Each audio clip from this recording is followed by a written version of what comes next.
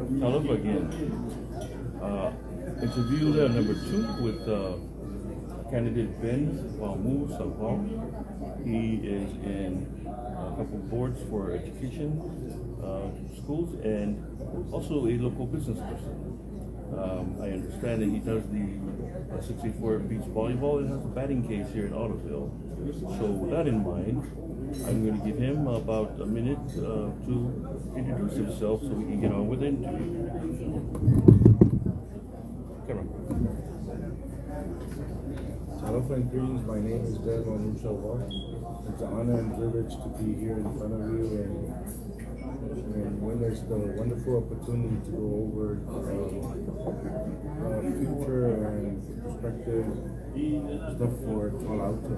And I've been working around American Samoa in a lot of areas, and I'm willing to serve and come to our Tualauta. Thank you. All right, so we started with roads and safety. Please, if elected, what is your plan in trying to get these, pushing for these potholes and striping and sidewalks for our kids here in Tualauta? We are the biggest district. I just occurred to me when I was thinking about it. So tell me a little bit about that. Well, in theory of construction work, there's always a line of the demand that needs to go first and what needs to go second. I'm pretty sure, with all due respect to our Larry and Sam, it's already on top of trying to push this out.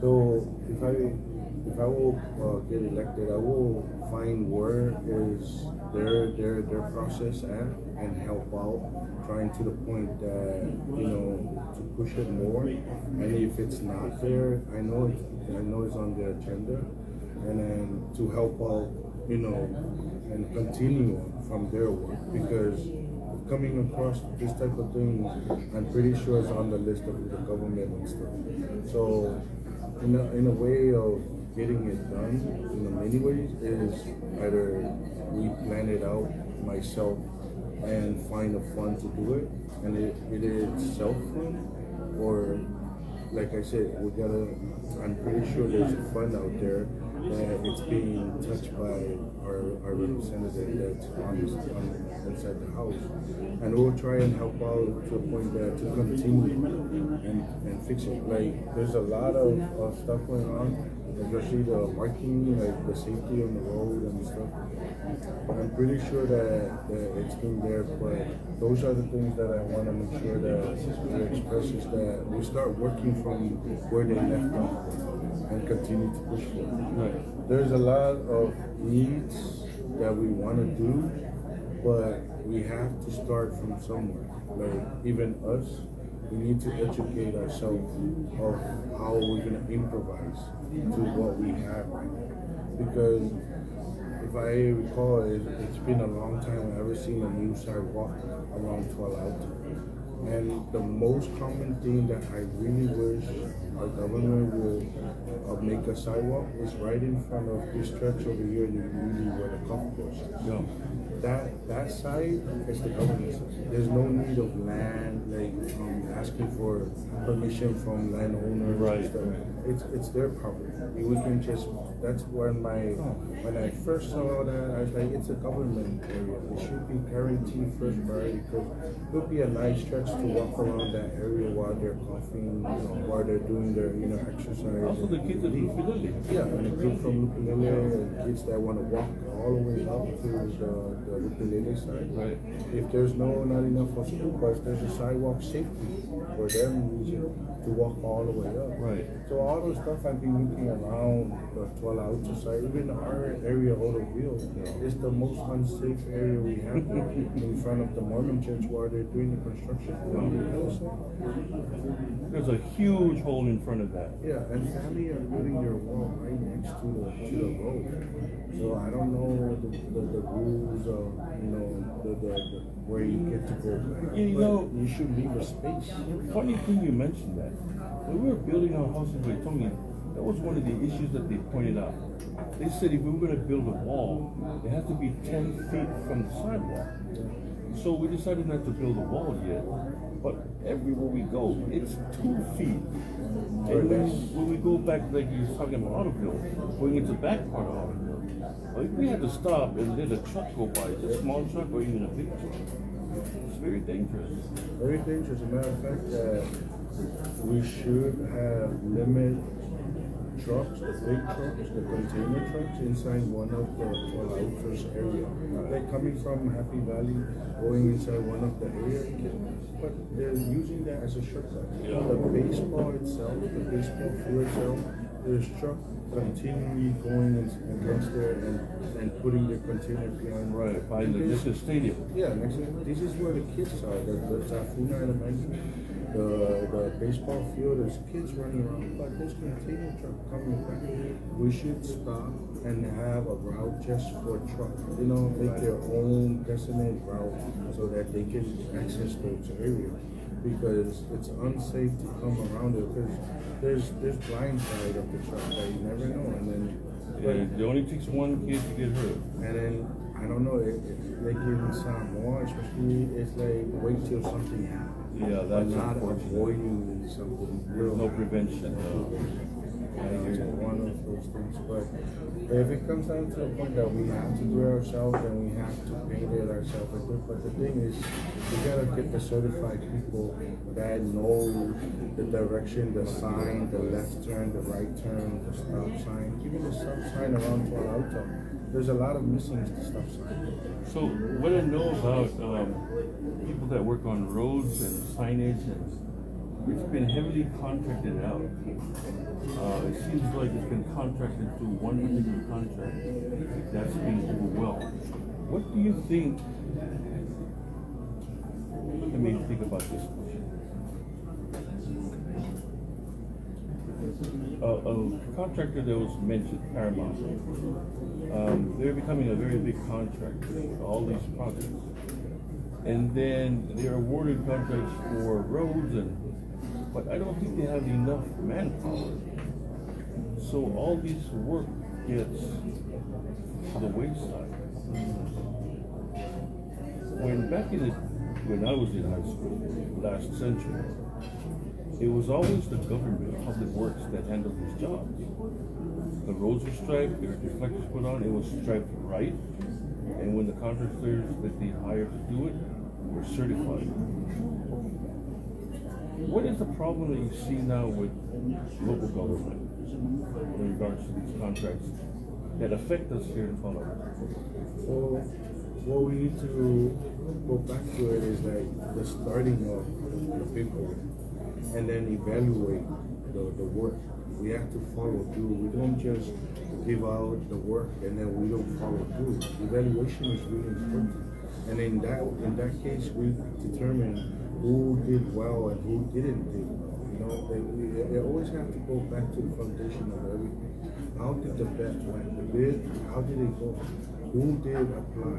How did it award? You know, and then after that, we gotta have someone that followed through the evaluation. How did it come about? Because if you come about this type of issue, then you know they're not ready, and then you know that we need to bring another communication. You pass your timeline. You need to reach your timeline. So all this stuff, it has to be a follow through from the government, because if we're gonna give document and there's no document about it, then the next CEO or the next director will come and they just say, "Wait, give it to them." But how did they perform? There's no competition. How did they perform the last time? So as far as now, they just giving it, and there's no follow. There's no. Oh well, you know, it's not much nepotism there. Yeah. It's like nothing. And then those are the things we gotta, something that we should tag into it, especially when we come to Saturday. We gotta follow through how people come, and then get the feedback from the district. hey, how did you feel about that role? How did it, have a survey, have them come in and fill up? Those are the things that we'll find out. Paper document is really important. And if we have document, whoever comes after, it's like you have a record already. And here's the record. You didn't do good, you make 10. And you didn't do, as far as average. All right, thank you. So moving on to the biggest concern here in Tualauta is drugs. In my podcast, I've talked a lot about the meth epidemic. It's reached an epidemic, and when I was talking to some local people, it's like, hey, it's not really an epidemic. It's not like COVID. Well, it's worse than COVID because I looked at the population numbers, 44,000 people, and so I try to find stats. How many people are on record as arrested for meth use or dealing? There are no stats. And then I went further and found out the reason why there's no stats is because there's no record keeping. And so the reason why there's no record keeping is because it seems like either the police or the authorities in charge are not doing their job properly, or is it from higher up, which I don't know. I'm a private citizen. To tell you the truth, I don't know. Because all the inquiries that I made have gotten nowhere. So as a district rep, will you push for transparency, or are you going to follow the status quo? We gotta push for transparency.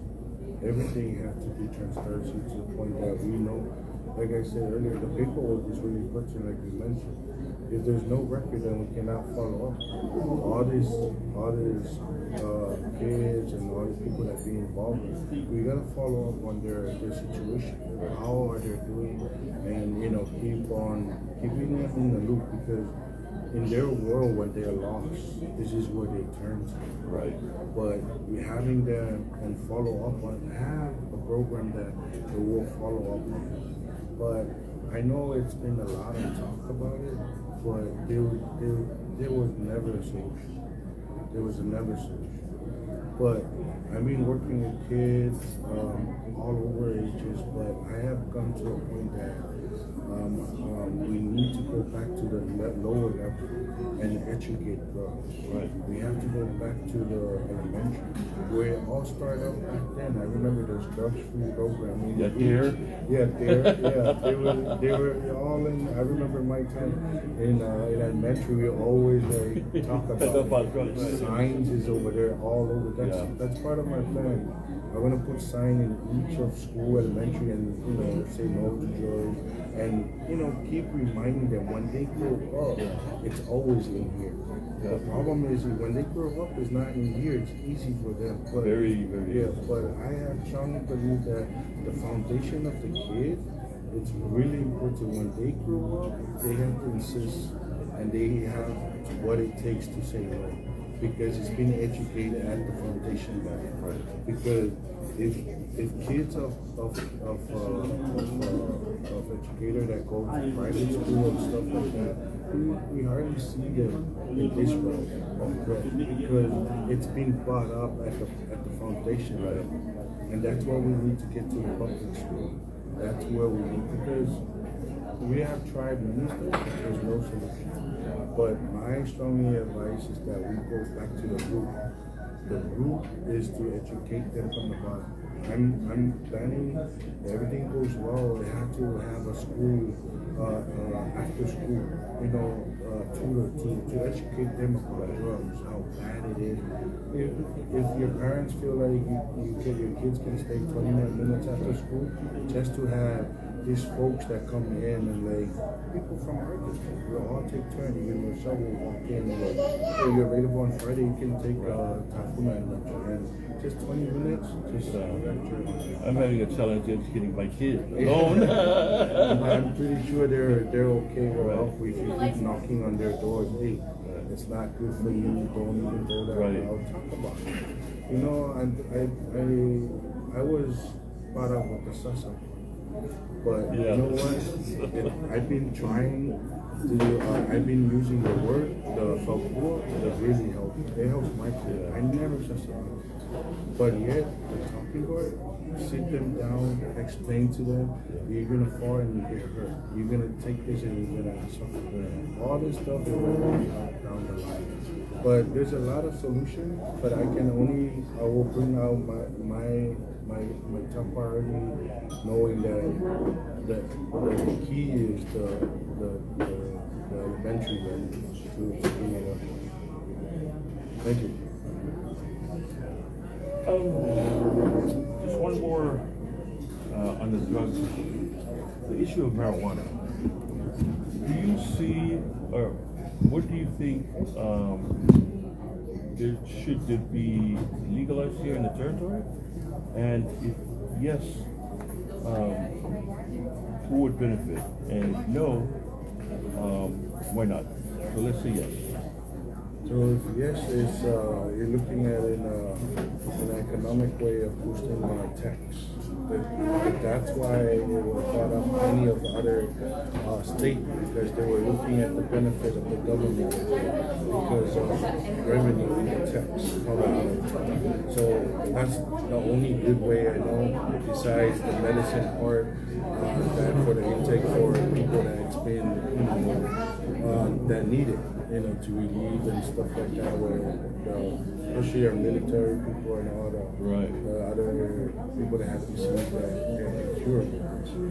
But the most important thing is that if you can't get the revenue from it to build economic and also our government, that's the other way. But if it's a no, I'm pretty sure in American Samoa we can. If we can't control all this type of stuff going around us, then I'm pretty sure we can't control the marijuana around American Samoa. So it shouldn't be, and I don't strongly advise to legalize it, because it's gonna be out of hand. It's gonna be like in the state they can control it. They have all the rules, every little thing that it's been covered to make sure that it's protected. But here, you know how Samoa goes. It's never gonna. It's gonna reach out of hand, and then it's gonna end up with the. Well, thanks for sharing that. Just a little bit on the issue of marijuana. I experienced that in California, how the boom of marijuana came to be, and then it got to corporate level. Then there's 1 year when it first legalized, California derived $23 billion in revenue just from marijuana licenses in the state. But then it went out of hand. You're right, it has to do with control. I feel yes and no as well. The reason why I say no is because our laws have to change. Not only have to change on the legislative side, but it's been demonized from past years by governments that we look at and try to form our government here. So that's what I look at, the demonization of marijuana. Then I talk to veterans of the armed forces. They've had a lot of problems with PTSD.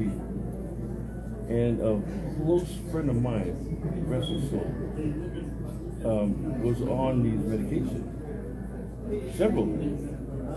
And it never it was never a solution. It was a mask for symptoms.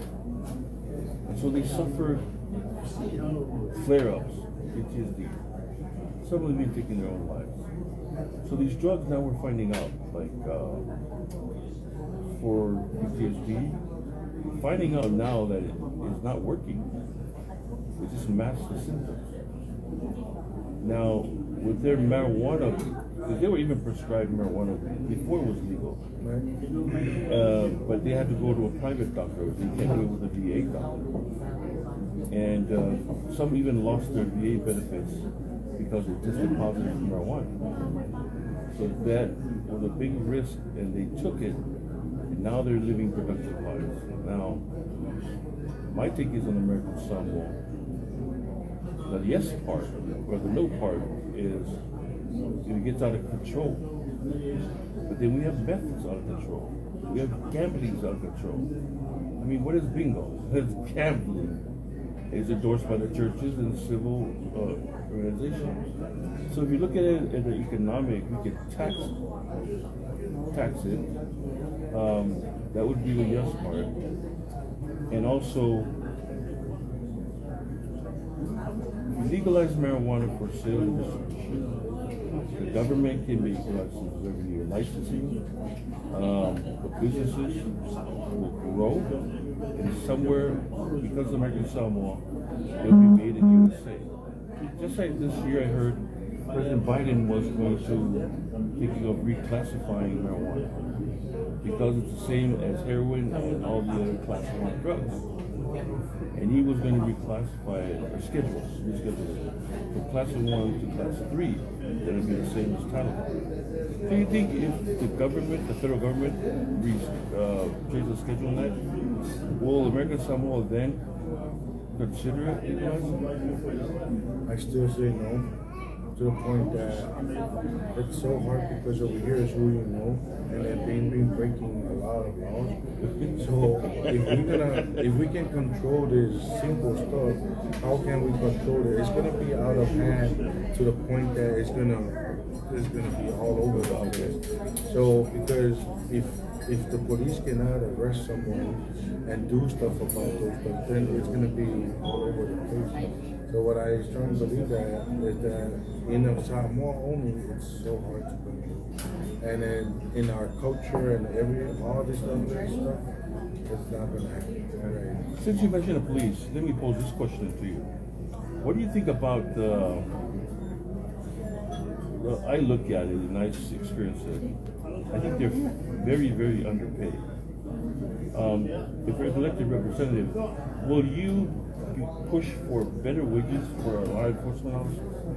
The reason why I ask that, because we have a substation here in Tafuna. That's part of this district.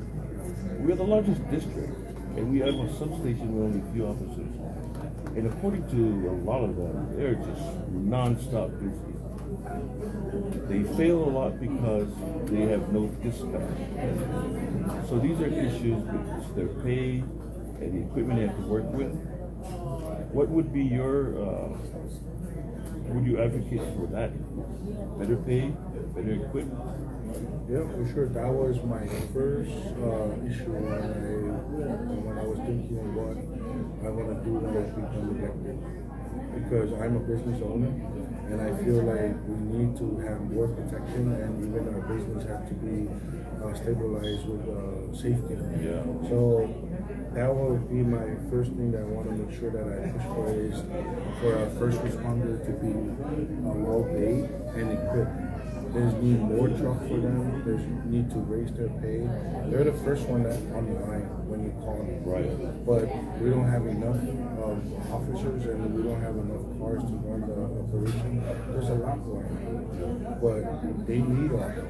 They really do need our help, and we should reach out and help out and make sure that they are paid well and get equipment for them to do the job. I received a lot of inquiry from some people, they're officers. Some people, they're professional workers at the hospital. Some even with public works, Department of Commerce, Port Authority,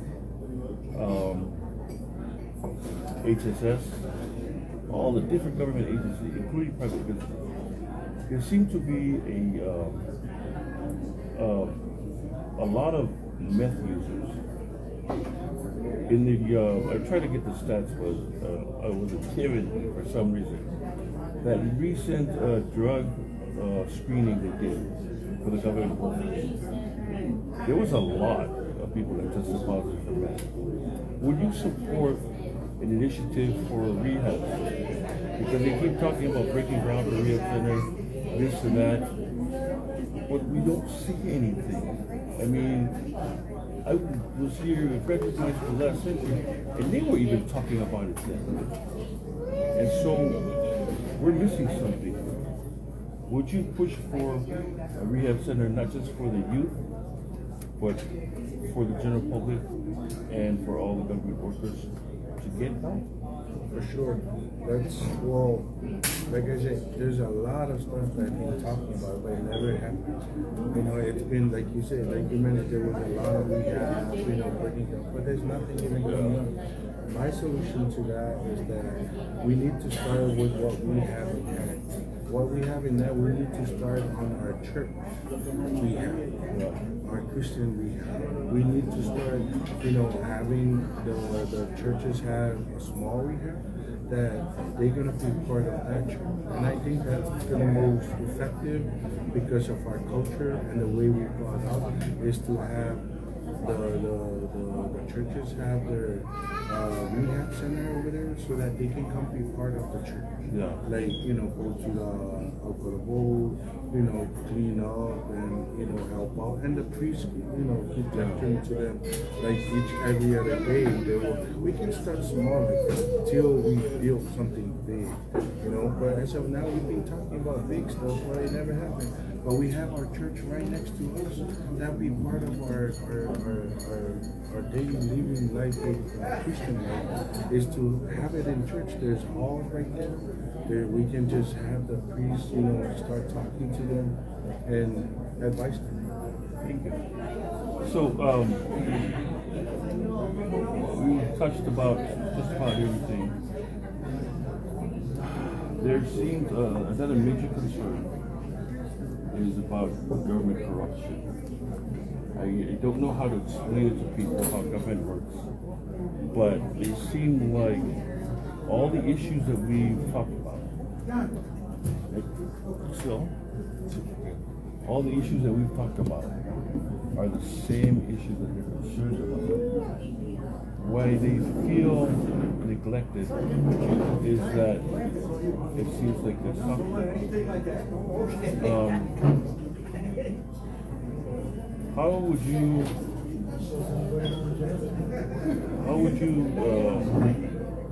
touch on that issue of corruption in the country?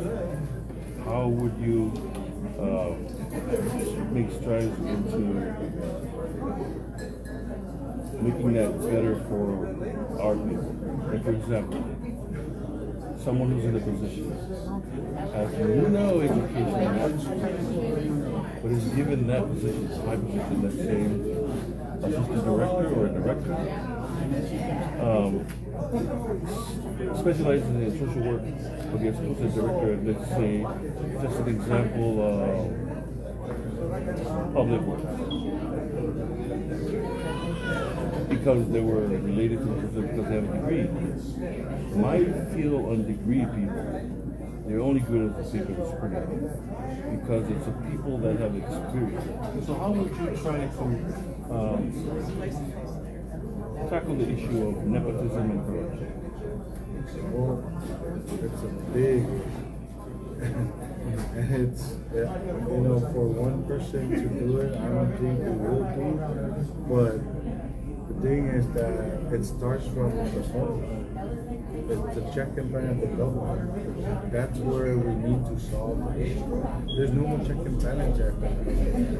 It should be the formal, you know, the Senate and the government that check and balance everything. If it doesn't work, there's a court that we can change. But if us like Pule check and balance everything, then we should be able to catch all of this. We need to make sure that we can follow up and make sure that this is what happened when the directors come up or the deputy director comes to one place, us that approve them. It's just the first bullet that approve them. So if you do your job and do your research and go no, then it shouldn't be. So it has to be the check and balance that helps. Very well. So that concludes our interview.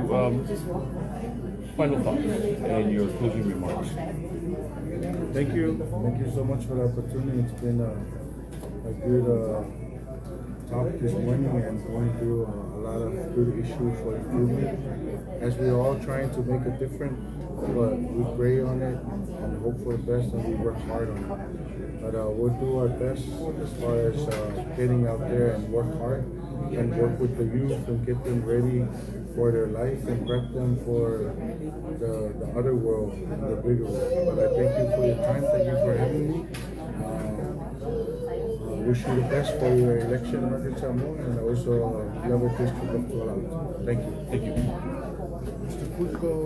Well, no, it's this one. Okay, close the record. Great, get it back. Continue. Okay. So, there you have it. Ben VAOMU SAUVAO. Got that right? Okay. Aspirations to represent this county in the Foreknown as a legislator. A lot of issues were discussed this morning. We reached out to the Leomiti for Tualauta camp, Sam Yokamalisha, and also Larry Sanitoa. So look for it in the future. We're trying to schedule them probably next week. I know election day is coming around the corner, and we'll try to get that for you. For those tuning in, thank you very much, and I hope you all have a good weekend and a blessed day. Until then, watch these interviews, and then you will know what each candidate is about, and make your decision, not because of who you're related to, but of the issues. That's important. Everybody has good plans, but look into it and decide for yourself. Make a sound decision. Right? Pafta itiri mo papo mai, o ni na o umanita tanonga mo le sunga ya ben, VAOMU SAUVAO, o iolo tawa fo i te sui Tualauta. O le maiaso lea, o le a ina tue wawai full tatu Facebook page. Le a whaia te tatanoanga mo le sunga ya Larry Sanitoa. Papea ia san, Yoka Malaysia. La ua ia o lo whai sui i te nei. Papea fo i le i to wha ia Leomiti. E maua isi taimi tatu tatanoai.